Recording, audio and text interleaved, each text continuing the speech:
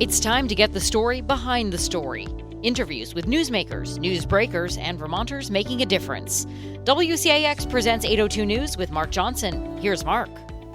Today, we're not going to talk about politics or one of the state's many pressing public policy issues. Instead, you'll get to meet Sue Ware. Sue is a computer systems analyst who lives in South Burlington. Since 2013, she's been helping people find their missing dogs and cats. Sue's worked countless cases and estimates her success rate at 75 to 80%. Sue is the pet detective. Last month, she solved one of her trickiest cases, the 4-month disappearance of Ruby, a 2-year-old street dog from Mexico who bolted out the door of her new home in the south end of Burlington in August, less than 24 hours after she arrived. In December, after sightings in Shelburne, Burlington, near the airport in South Burlington, in Winooski and Colchester, Ruby, a cattle-dog shepherd mix, was humanely captured behind, get this, Casa Real, a Mexican restaurant in Colchester right near I-89. She's home now, and I might add, on a very short leash. We begin with Ruby's owners, Alicia Daniel and her daughter Camille McCobb, who were devastated when Ruby took off. And thanks to dog-friendly Red Hen Baking Company for sponsoring our program. We were nauseous. I was sick to my stomach. I was just like, this is not a good thing.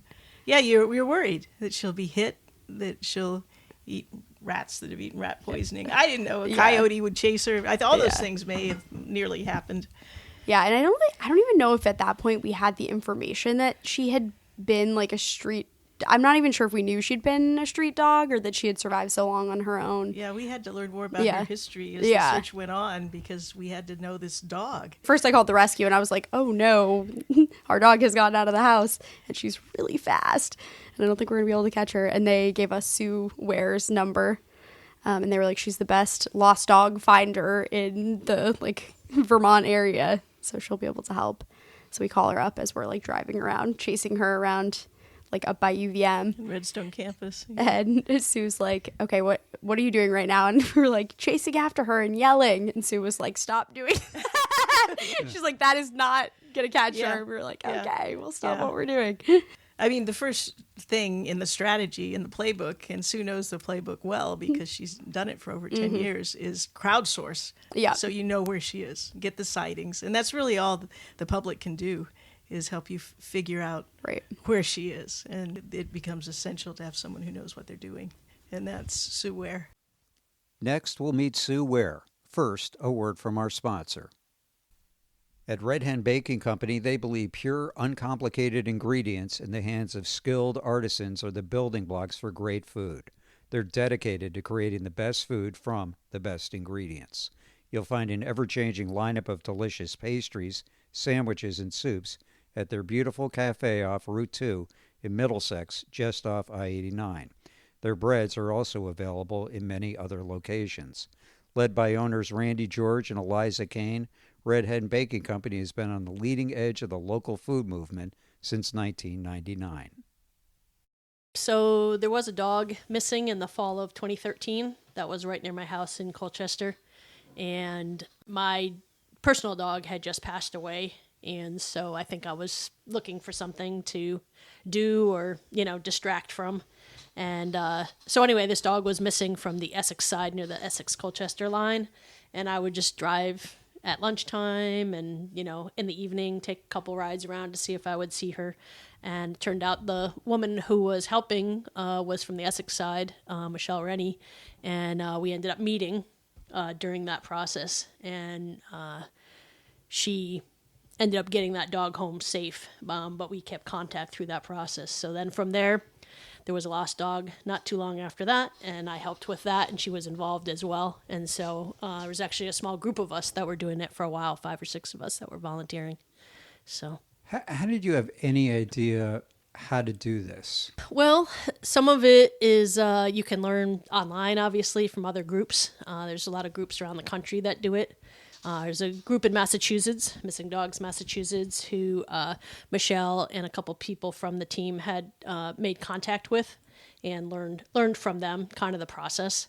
But some of it is just you learn as you go. Definitely. It is not a, it's a very basic process when you boil it down, but the instinct and the knowledge of how to execute it, definitely comes into play, knowing like where to hang the signs. And when you start putting out feeding stations in food, cameras and food, like having some knowledge of, your past experience and stuff in your gut, telling you what to do.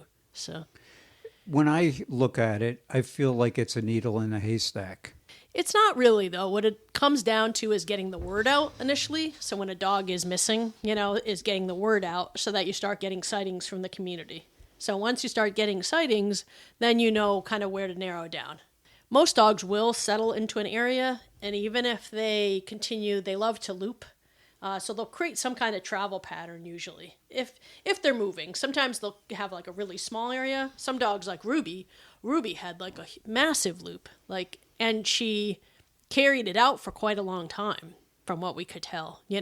It's not uncommon for some dogs to do that at the beginning, but she kept on it for much longer than usual. So what do you mean by a loop?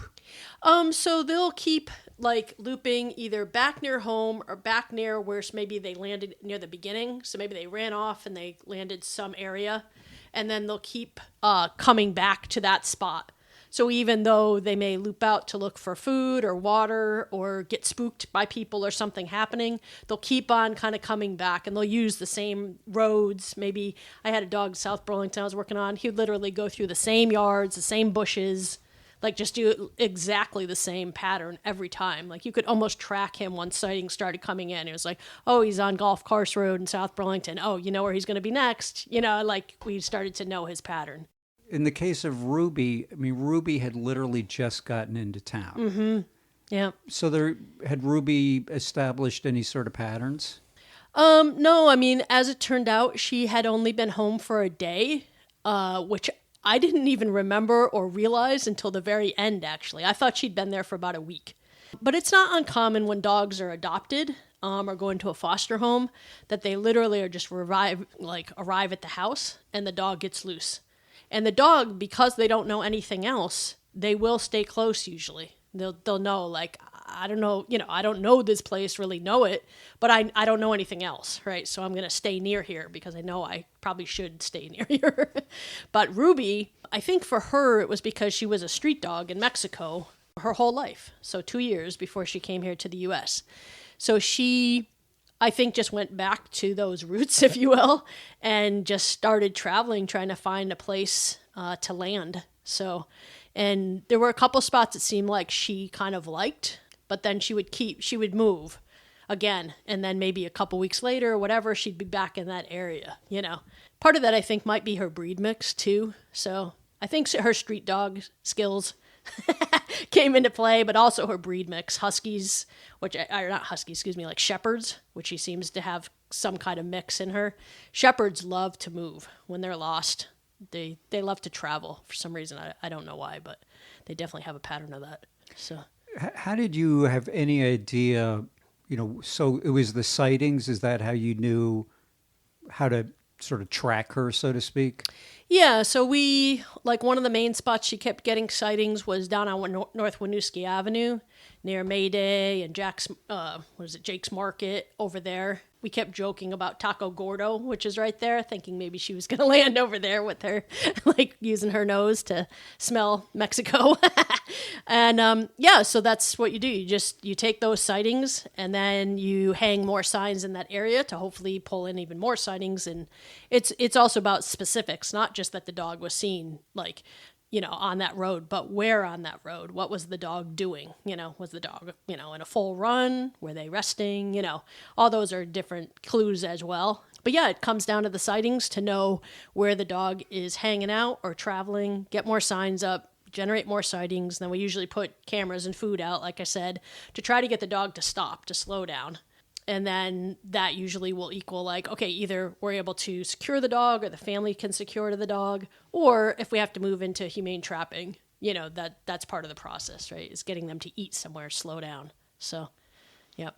Tell me more about the cameras. Yeah, so they're game cameras. I use cellular cameras, so they ping my phone.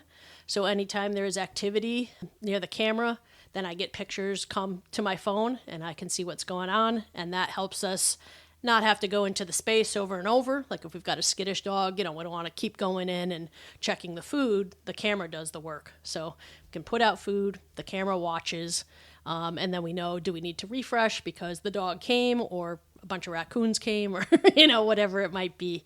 And then once you start to move into trapping, then obviously the camera can be helpful as well to monitor the trap when you're first setting it up to see if the dog will come and go in before it's actually set. So. All right, I'm not quite understanding the strategy here. So you're looking for sightings from people to then establish a pattern of where the dog is, and then you're putting out food. Yep, you're putting out food and cameras so that you can get the dog to stop in an area to kind of settle into a spot. Because some dogs, even though they'll keep traveling, if you can get them eating, they'll at least keep coming back to that spot. And a lot of times what happens is once they've found food there, food is like super key, obviously, to the whole thing.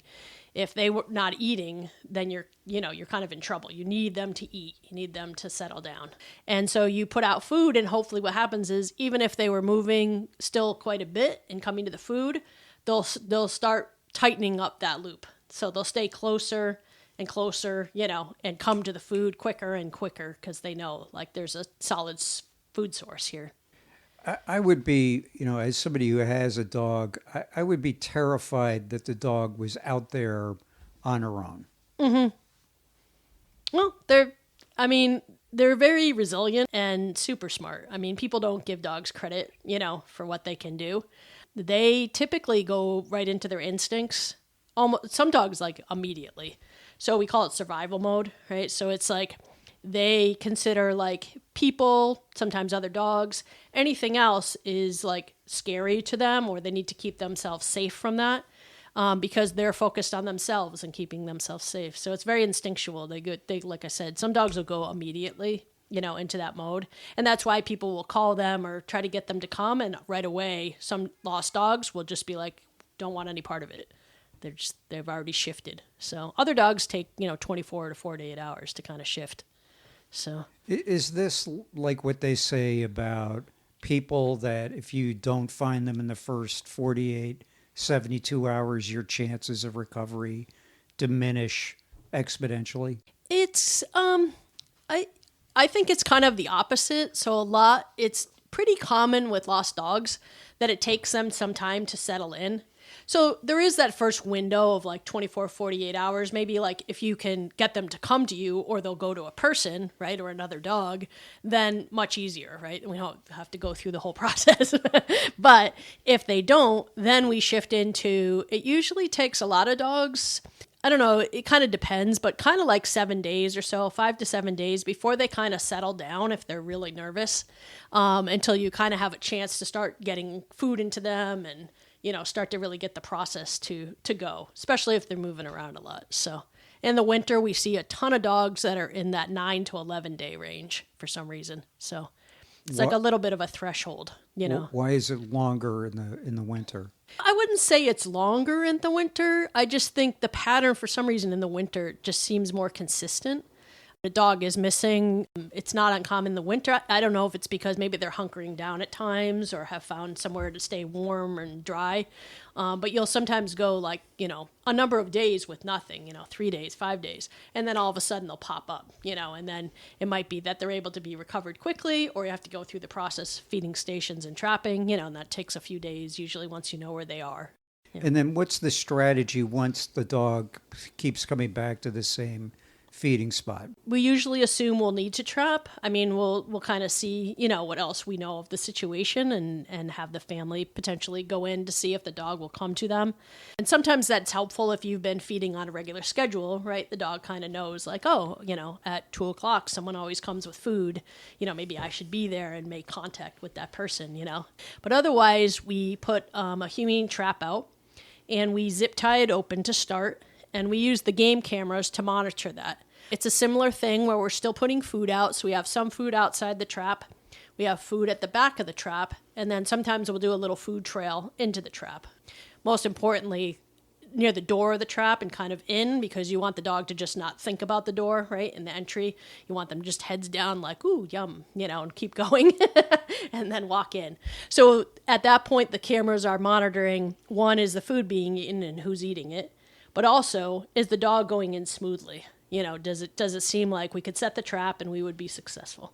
Some dogs, they go in a little, they back out, or they do sketchy things, as I say. So that's why the camera helps at that point. And my cameras, I can switch them into a video mode, so I can actually see them, not just still pictures. I can get a video to see how smoothly they're approaching and going in. Let's talk about Ruby. The owners contacted you. What was the first thing you did? They actually contacted me the afternoon that she got loose. They had posted on Lost and Found Animals Vermont. And I think right away somebody had mentioned my name, hey, reach out to Sue Weir. And they literally got in touch with me and we spoke on the phone immediately. They were actually out following Ruby in the car. And right away when I started to explain to Camille on the phone, she goes, so we should stop what we're doing right now. I said, you're right. Yep, exactly.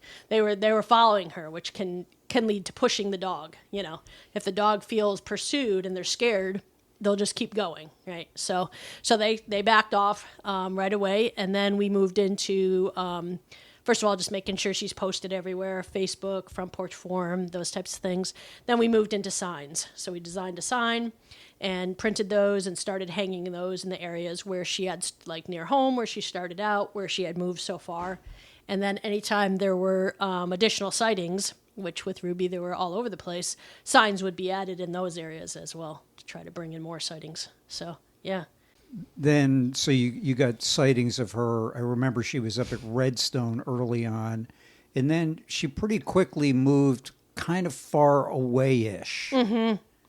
Yeah, so she kept, it seemed like what she was doing was she would she'd come through Burlington, and then she would make her way. What we think she was doing was getting on the Intervale. She was getting on the train tracks. She would go through the Intervale. We got her on camera a couple times there, but we just couldn't seem to get her to settle down right there. She would go through the Intervale. Then she would show up in Winooski, not far from the circle there. And then she somehow was getting up to near CVS. And we never could quite figure out between those 2 points how she was getting there. Whether she was cutting up through Winooski, through Gilbrook or something like that. I don't think she was, because we had made quite a number of attempts to have feeding stations and cameras and everything over that way, and never once got her going through that area. So I think she was maybe cutting up more along Main Street itself, or maybe cutting back a little bit and going up near the school and then popping out.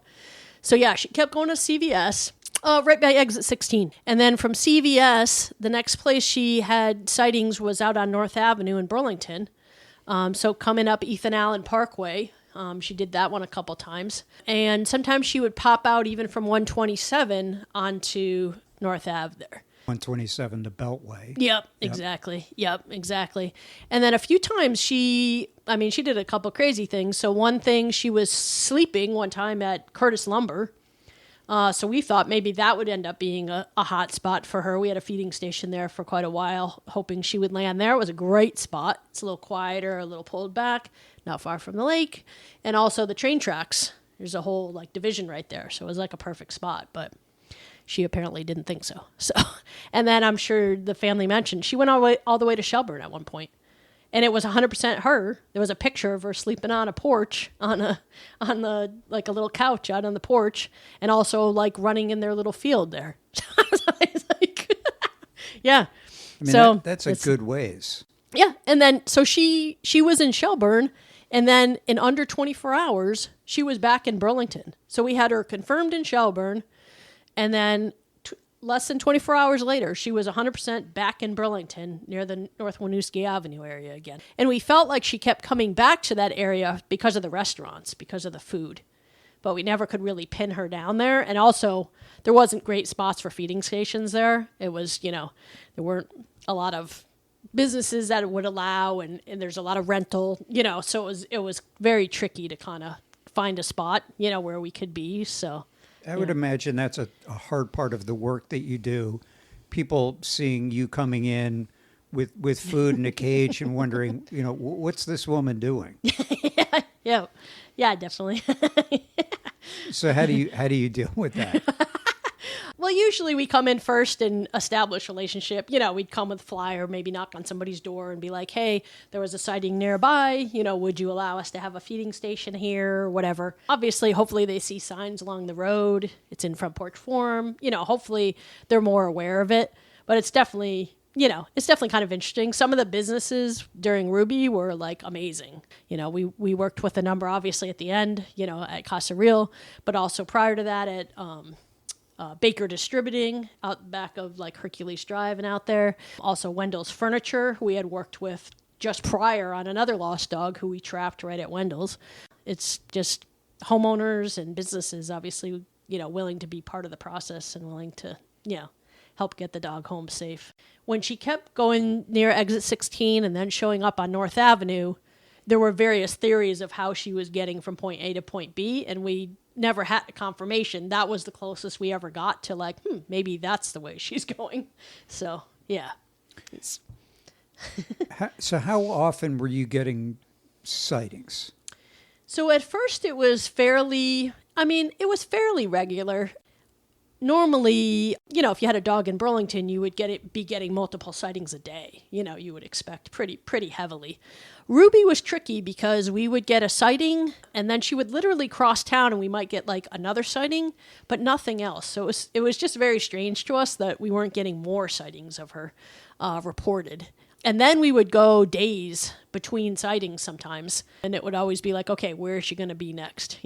So once she had that initial pattern, especially that first like 3 to 4 weeks, we started to kind of expect like where she was going to be next. We didn't know exactly where she was going to be because she was kind of all over the place, but we would be like, okay, she was near CVS again. So she should show up at North Avenue next, somewhere out that way.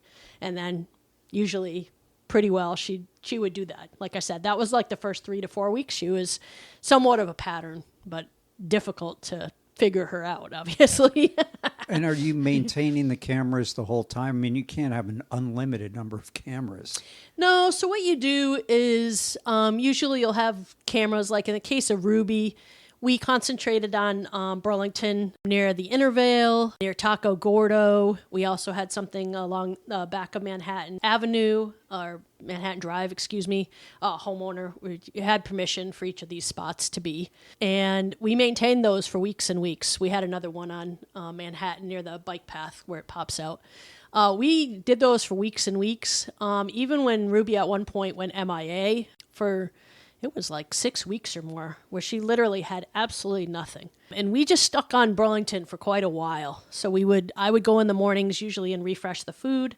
The family a lot of times would go later in the day if we felt a refresh was necessary, if there'd been any visitors or depending on the weather. And we did that for weeks and weeks, hoping we felt like we were in the right spots. So we just couldn't give it up. So even as crazy as it was, we were just like, we have to just keep going and hopefully she comes back to Burlington. And then she didn't come. And so we did finally pull the cameras out and just wait. Because you don't always like put cameras out right away or, maintain them the whole time. You are really waiting for a dog to settle. But because she was so difficult, and traveling so much, we kind of felt like we had to stick with what we knew. And just hope she would come back through. So we pulled those, and then a week before Thanksgiving, and we'd also done cameras a couple other spots along the way, kind of randomly, like the Colchester-Blakely Road thing. We had a camera there for about a week in that area. And then the Thursday before Thanksgiving, we got a sighting in Winooski side that they felt 100% it was her. I went over and met with them. It sounded really good. And so then we did feeding stations over that way. So we had 2 on the Winooski side of Gilbrook or, in those neighborhoods. And then we went on the other side and we were over near Wendell's and we got into Baker. They gave us permission. And we maintained those again. We kept taking care of those. And then it turned out a week after that, there was a dog loose in Winooski, and that same family who had reported Ruby said Ruby's over here again. So they took a picture And it wasn't Ruby. It was like, it didn't even look like Ruby. It was like a little pit mix that was over there, who apparently lived there because right at that house, because they sent the picture and I was like, that's the exact same spot they saw the dog prior from their description. And so we realized, oh, that dog lives there, and they just didn't realize. So, and apparently maybe it's loose sometimes or out near the front of the house. So, but fortunately, even though that wasn't her, we had put those feeding stations in place. And out of coincidence, I guess you could say, Ruby showed up on the feeding station at Wendell's Furniture. And we got her, it was Thursday night, or Thanksgiving night, about 2 a.m. She came through at Wendell's and found the feeding station there. And they had actually brought the new puppy that they had adopted, who is Ruby's puppy. They had brought her over there that day when they did the feeding station. So Thanksgiving Day, they brought her over. Ruby came through that night, sniffed all around. So we thought that was a really good sign, and hopefully she recognized the puppy smell. Wow. And found the feeding station. And then we kept maintaining it, and she didn't come back, and she didn't come back. And it just kept bugging me. I was like, there was no way that was totally coincidence that she came through at Wendell's. There's just absolutely no way. So I kept feeling like she has to still either be right near here or she's doing still some kind of loop and no one's seeing her, which didn't really make sense to me. So I felt like she still had to be nearby because prior to that, like way in the beginning, up through, she went missing August 11th, up through September 12th, part of her loop included going up near CVS and Shaw's. And we had, with permission, a feeding station up there. And we'd gotten her to come through a couple times.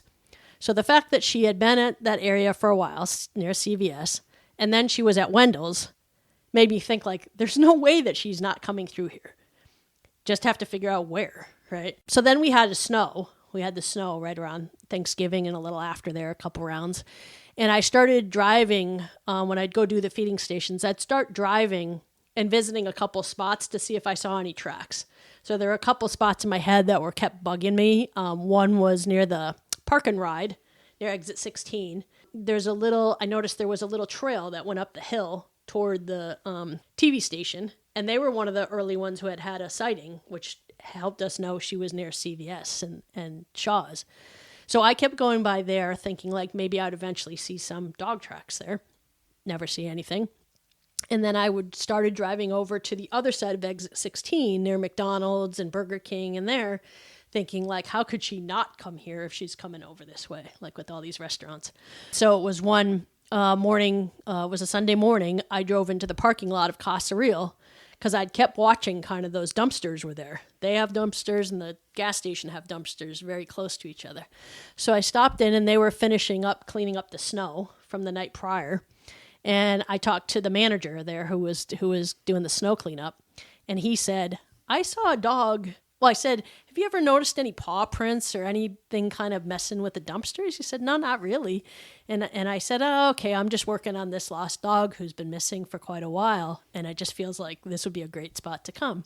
And he said, I did see a dog up on the ridge there last night. And I said, really? And I said, what did the dog look like? I always try to be careful not to put words in people's mouths, right? Like, oh, did it look like like a shepherd or whatever? Yeah. So I said, what did the dog look like? And he was like... leading the witness. Yeah, exactly. Don't lead the witness. So he kind of hesitated for a second to describe her or describe the dog he saw. And part of his hesitation I liked because Ruby is extremely hard to describe. Yes. She's a mix of a few things, it seems like. Yeah.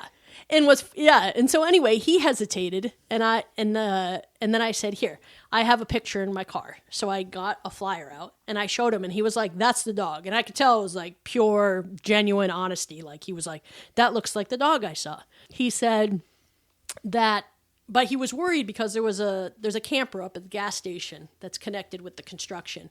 But he said, I think people are staying in there.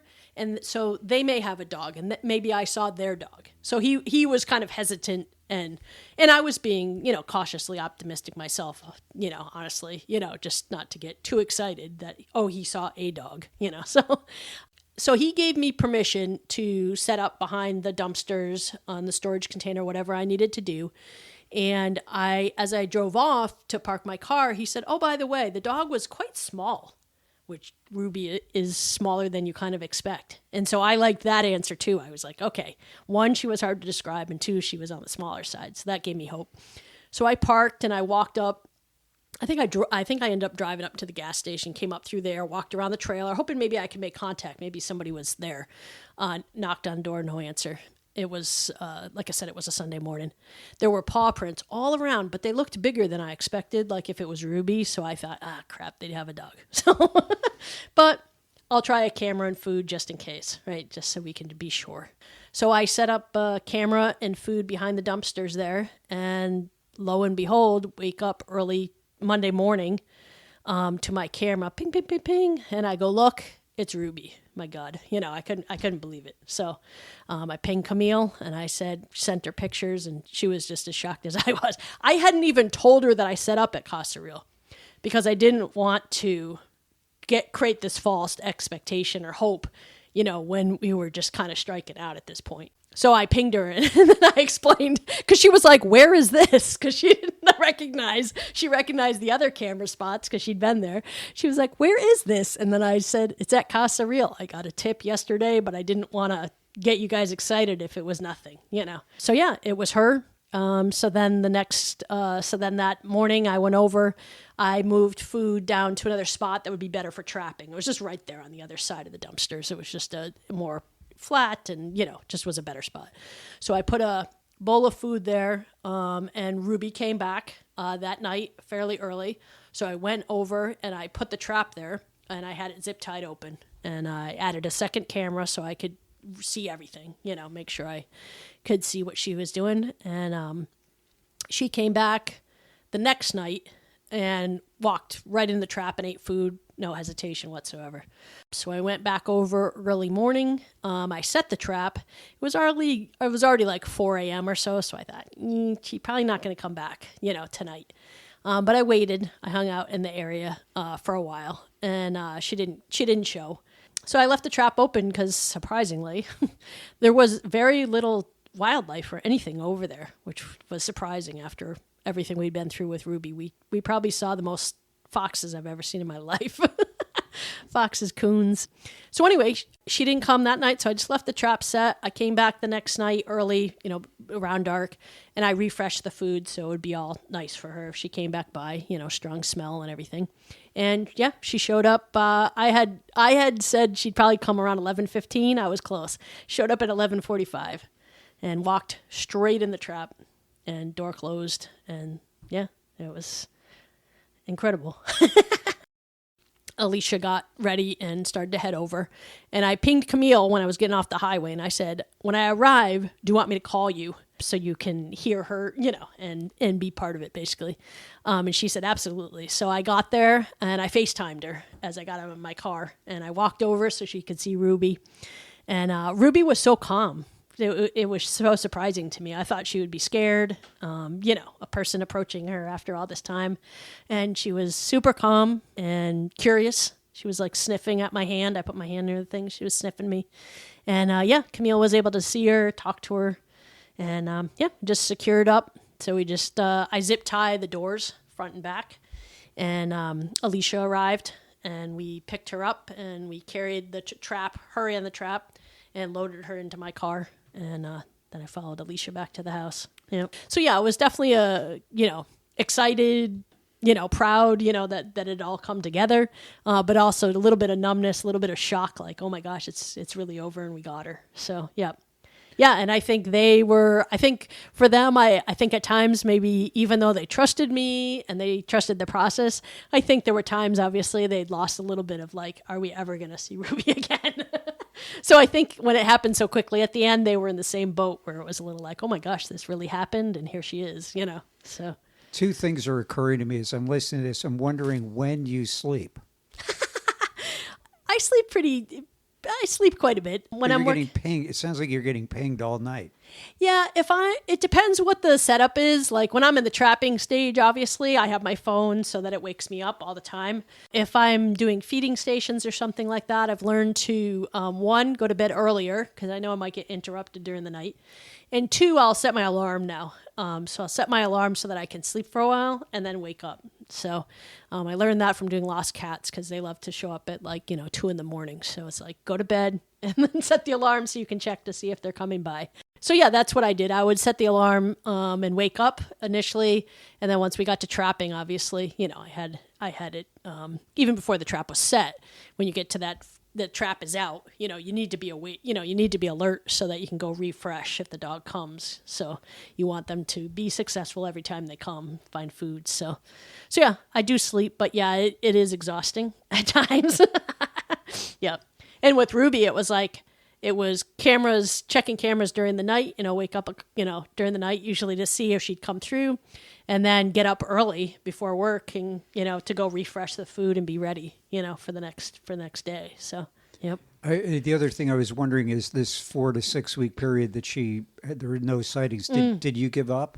No, I mean, there were certainly times where my mind, would go there where I was like, could she have passed, but I just felt like she could totally do this. Like, she's a street dog, she came from Mexico. I also knew she had traveled so much that she still could be somewhere, and we just haven't figured out where it was. That was the biggest thing that we kept coming back to, was like, she's got to be somewhere. We just don't know where it is. But yeah, certainly had, I'm not going to say I didn't have doubts at times. I definitely got scared when it was that long, of how could she be in Burlington and go unseen. But I also knew she was doing that early on. She would have one sighting, near Redstone campus. Then she traveled over to near Mansfield Ave, and all she had was that sighting and and the other one near Mansfield. And then nothing, and nothing in between. So I knew that she was just somehow super elusive. So I knew she could be traveling and being seen and people or not being seen, but it's just not being reported or, I don't know. Am I remembering right too? There was a sighting up near, was it the Air National Guard? It was somewhere where she went to the airport. Yeah, she went to the airport at one point. Yeah. And that was definitely surprising. We didn't really know what to think of that. There was actually 2 dogs missing at the time. So Ruby was missing, as well as this hound mix. Max was missing at that time. So our initial thought when that sighting came, because I actually had a person from the airport ping me, who's a friend of mine. She pinged me and said, the guys are saying that there was a dog at the airport. And she goes, I'm thinking it was probably Max, just based on the location. And I said, yeah, it makes sense to me too.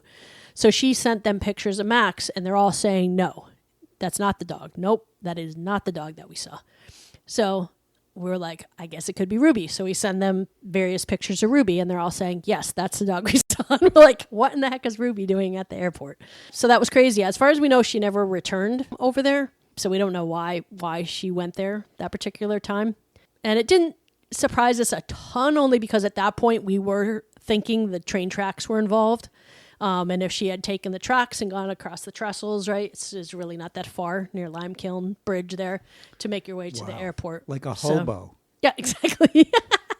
Yeah, but there wasn't apparently anything to keep her over there, So. What's really remarkable about this story too, beside you, is just I'm thinking about where Camille lives down in the south end of Burlington. So you're talking the south end of Burlington, down as far south as Shelburne, as far east here as the airport, as far north as up at the CVS, basically on the Winooski-Colchester line. I mean, that's a lot of turf. That's not staying in the neighborhood. Right, yep. And some dogs will do that. It's not uncommon that you'll have some of that, but the fact that she kept doing it, like I said, was really interesting, because usually they'll kind of settle somewhere. So they'll do that travel at first to find a good spot, right? And then they find that spot, and they might still loop a little bit, but it's tighter. But with her, it was just, the miles that she was traveling, and not all in one shot, right? It's like we know that she came through Burlington, and then we're like, okay, she's going to be up in Winooski or CVS next. Boom, there she'd be. And then, okay, she's going to be North Ave. A couple days pass, boom, there she is, North Ave. So, yeah, she just kept on doing it. Yeah. What did Ruby look like when you found her?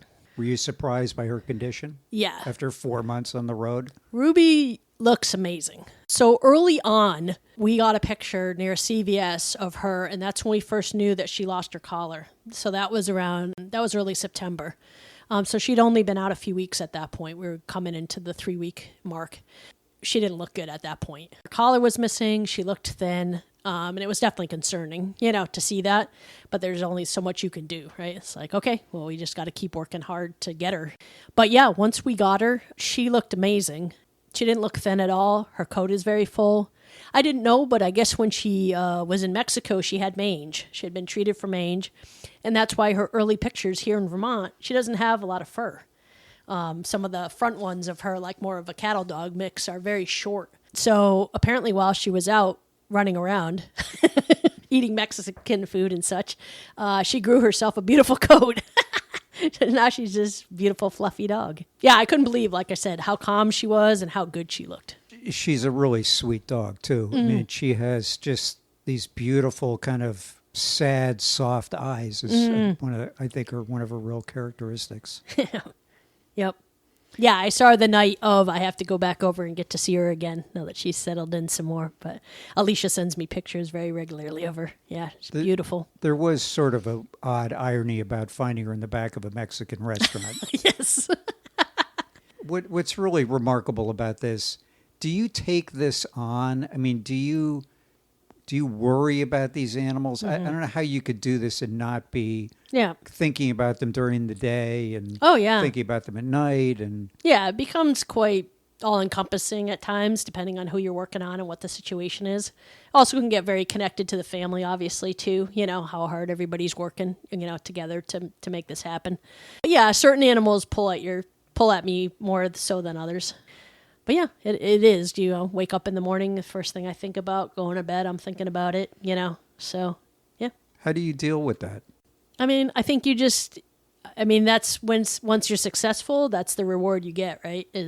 So you just work towards that every time, right? To get that pet home safe.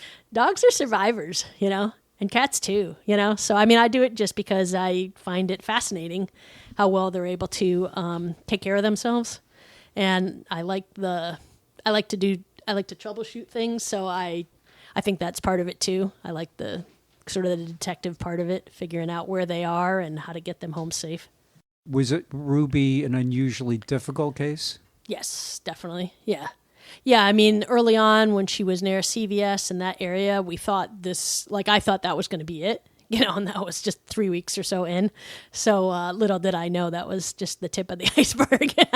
We were just getting started. So yeah, she was a difficult case because it was very long, obviously, to stay committed and through the process. And also those windows when there were no sightings. I'd say that's the hardest part is you have to stay strong and you have to focus on the process. And I kept telling Camille when we were going through that phase is 1, we know she can do it. She's a street dog. And 2, anytime we get a sighting at this point, we got to be on it. Like we can't drag our feet. Like got to have camera, food, everything ready to go. So, yeah. Wow. You're like a dog on a bone. Exactly. My gut was saying she was still out there. So I didn't give up, I have had dogs that I've worked on that didn't make it, and it's hard. Some of them stay with you. I mean, they all stay with you, obviously, forever, but some stand out more than others, like you said, for whatever reason, maybe it was just the type of dog it was, or maybe it seemed like it was going to work out, like things were moving along and then something happens. So, yeah, some dogs just go off the map too. Like you don't know what happened. So success rate is pretty high, honestly. A while back, we talked about this, my family and stuff and friends, and it's about 75-80%, I would say. So it's quite high. If you just have to do the right things, right? Get the word out is the biggest thing. Hang signs, get word out on Facebook, and then once there's sightings, act on them, right? Get food out and get the process going. The community was definitely very highly engaged. People private messaged me and were checking in even when it was quiet. And I was like, just keep the faith, keep positive thoughts going, I mean, that's all we can do, right? And I would follow tons of things on Facebook. I would search Front Porch Forum even during that period, just for like any sighting of a dog. And we followed up on everything. I mean, there were other like sightings of dogs, but they weren't Ruby. I mean, we would go check with them, send a picture, whatever, and be like, nope, that wasn't her. And that's what you have to do, right? Is just keep staying on it and hope that you're finally going to get some break, in this case, of a lead that's going to lead to them getting home safe. Alicia and Camille were so thankful and obviously relieved. We were so lucky to get her when we did. Those really single-digit days that we had right after that, Yep. With all her smarts, I think that would have been really, really hard for her. Sue says in the winter they just lose weight like nobody's business, just trying to stay warm. Yeah, and we're sleeping with our phones. We've been getting calls at 4:30 in the morning. Waiting. We've seen her. She's back. Just set. And then you get the real call, and it just seemed unreal. Yeah. It just seemed unreal. She sent us a picture. And it of wasn't her. like you think you might just be so excited, like you won a game or something, which we did. But it was also like, what's next? We don't know this dog or what she's been through or how she'll be in the house or if she even will be a good pet. And she's been amazing. Yeah. She's a really good dog. This street dog that's spent 4 months in the woods comes and lies at your feet at the table and doesn't bother you a bit, walks with you on a leash right by your side. Very sweet. Very well, very good tempered. She's a great dog. Yeah. If only she could talk. Yeah, I know. It might be just so harrowing to hear all the close calls. Though. Yeah. Who knows? Yeah, who knows what she... yeah, it's a little scary. Think of, just that she was caught pretty close to 89. Yeah. And was crossing between a natural area and the Mexican restaurant at least once and maybe several times. And yeah, so at that 89 intersection. So Yeah. really not an ideal spot. And the cat that Sue caught behind the same restaurant had the nickname Highway Cat because she was getting lots of calls from people that were seeing this little black and white cat out on the highway. Yeah. And we were like, ah. We also thought it was pretty funny that of all the places to catch her, that we got her behind the one Mexican restaurant in the greater Burlington area. Yeah, and I want to say, when we say we mean Sue. Sue caught her. Yeah, I tell you, there were times in the search. Again, you're part of a team, and you're just like, please hang in there. Everybody. We needed everybody, and we mostly needed Sue. I think if you and I had fallen off the planet, she would have kept doing it. Oh yeah. but we didn't want to leave her out there alone doing it. It's the time in my life when I have felt the most helpless.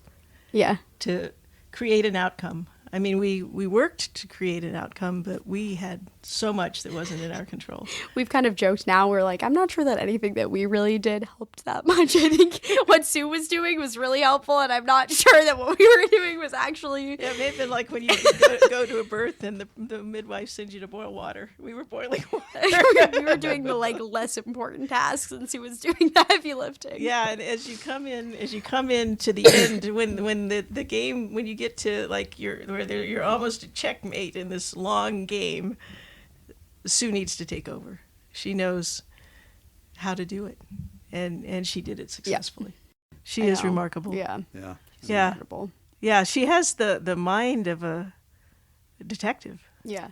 She said to me she's really good at problem solving, and I think that is just such a... She has the mind of a detective. And I was going to add, and just the heart, of a saint. She really has that combination of intellectual intelligence and emotional investment that makes her successful. That wraps it up for this edition of 802 News, sponsored by Red Hen Cafe and Bakery in Middlesex, where dogs are always welcome. Thanks for listening.